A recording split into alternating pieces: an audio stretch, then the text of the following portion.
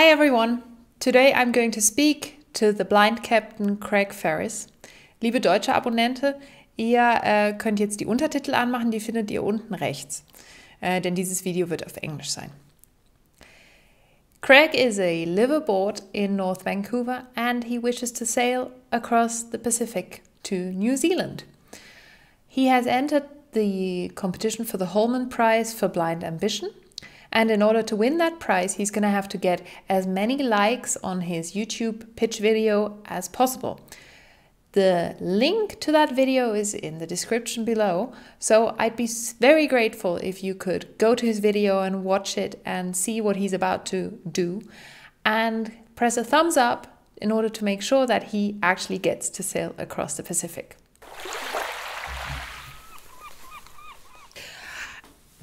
So, Craig, thank you so much for joining me today.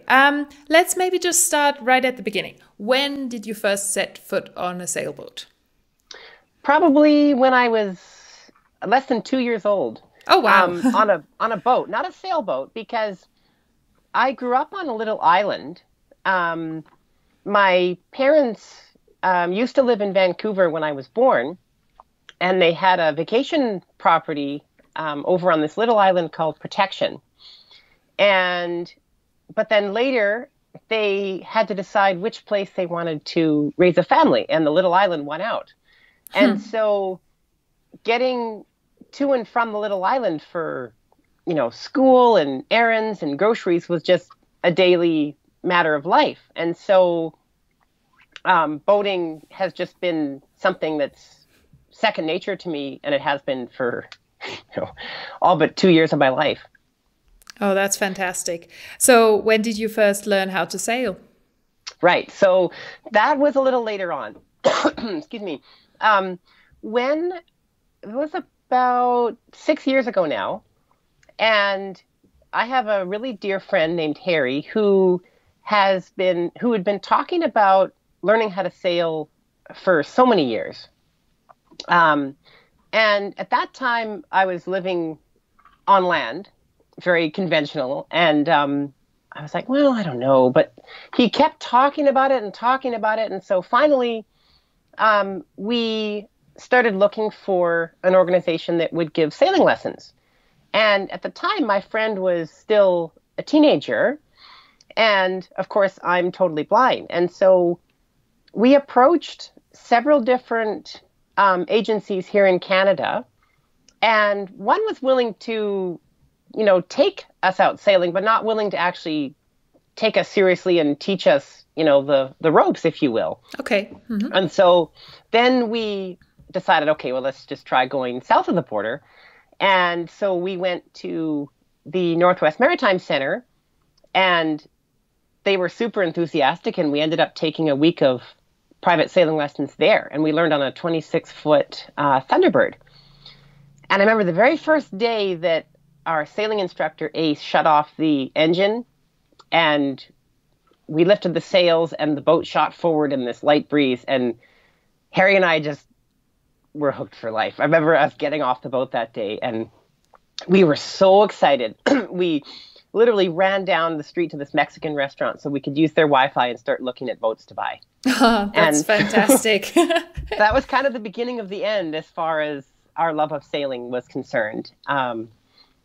And less than a year later, we had bought this boat. Well, when I say bought, I traded a bunch of frequent flyer miles for it, basically.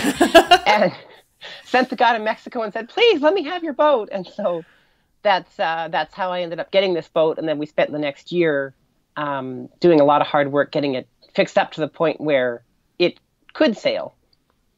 Fantastic. Absolutely fantastic. I really admire that courage and, the sort of mentality of just going for it.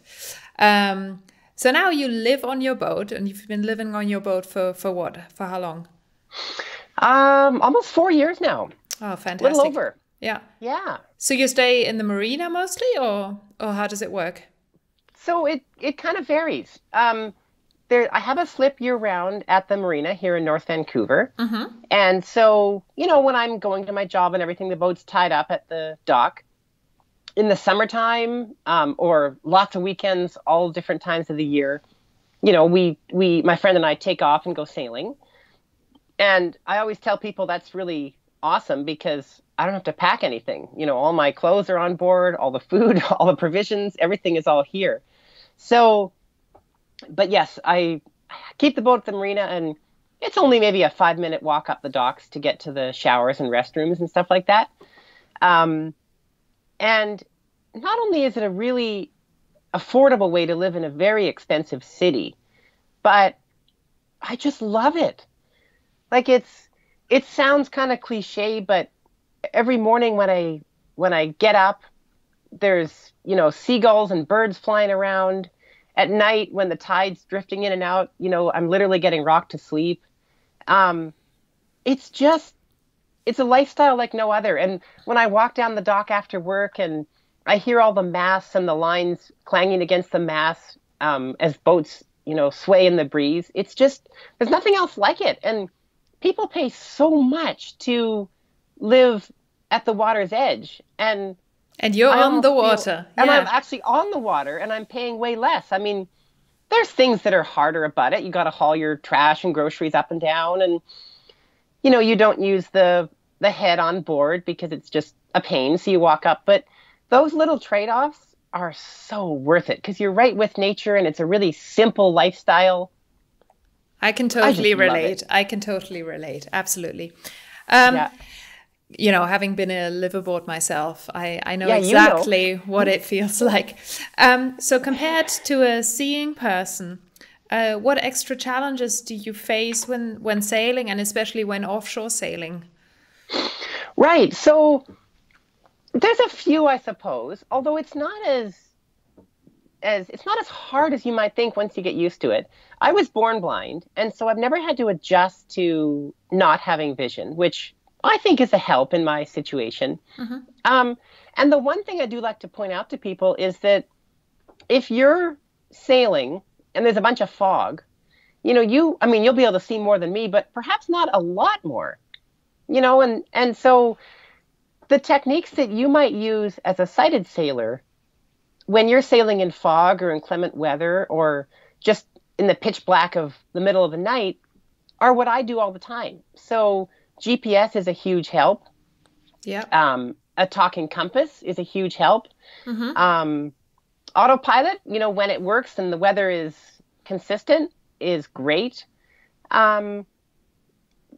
Feeling how, what direction the wind is coming from, getting to know the feel of your boat and how much you want it to heel over and what direction you're going.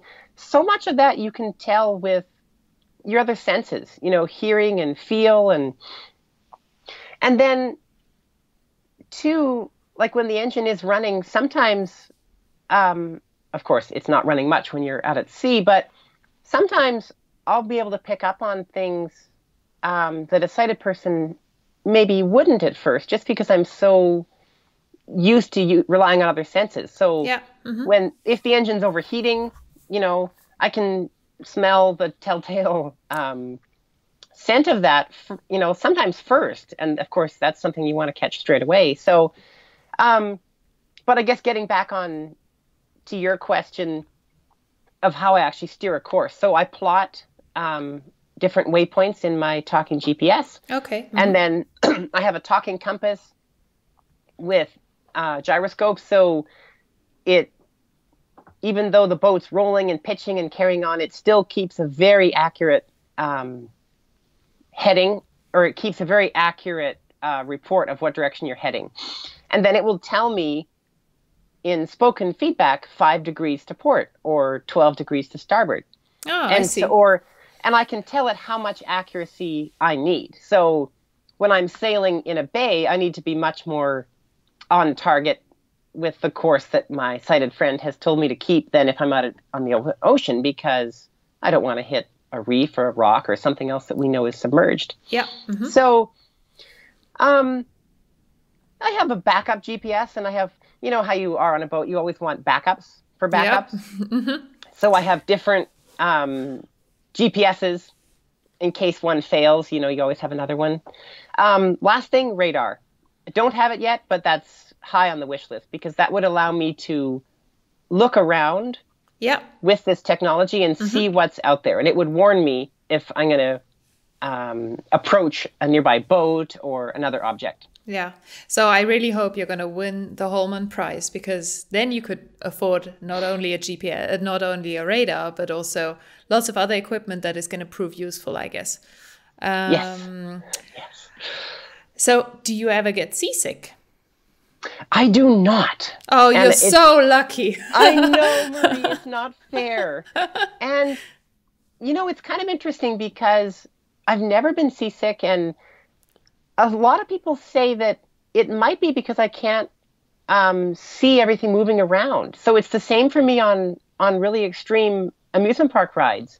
Some people have to say that, you know, or they say that once they leave land and they can't see something stationary to look at, it makes them dizzy. Yeah. Well, in my case, I don't have that to worry about. And so, no, I'm really fortunate. There's always a first time, I guess, but so far it never happened. Well, if it hasn't happened so far, you know, let's just keep our fingers crossed that you will not ever get seasick, because I can just tell you it's a horrible feeling. If you're seasick, you just want to die. And you're far from land, and, you know, there's nowhere to crawl into your bed and just relax, right? Yeah. So yeah, as I said, you know, let's just keep our fingers crossed that you will never get seasick, especially when you're crossing the Pacific with your friend Harry. Have you thought about how you're going to share the workload if you're crossing the Pacific between you and him?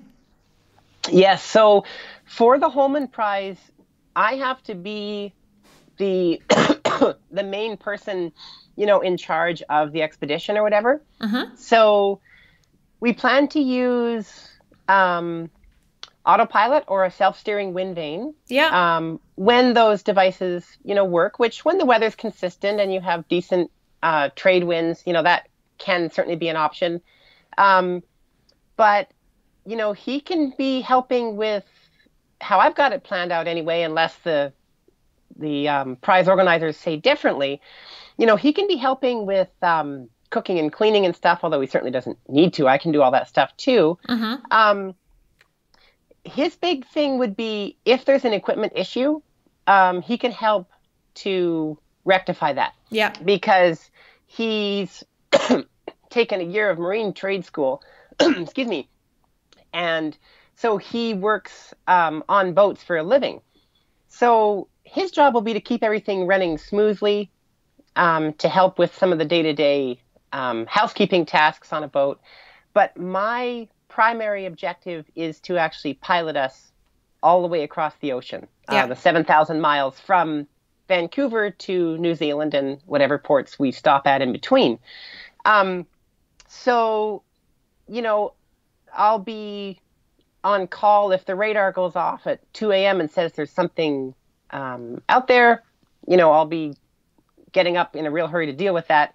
You know, he'll be on watch, maybe if as we take turns sleeping, just to be doubly sure. But he wouldn't be allowed to take the tiller or the wheel and actually steer. You know, that's why we're calling it Blind Captain on Instagram. That's what I have to do. Yeah, perfect. Well, thank you so much for answering my questions. It's been really great talking with you. You know, I think Craig is an excellent example of a person who just says, you know, do it and don't think about it. Just do what you want to do, which I think all of us should take into consideration whenever we feel doubts of, you know, what we want to do and we don't dare to do it because of whatever reasons come to mind.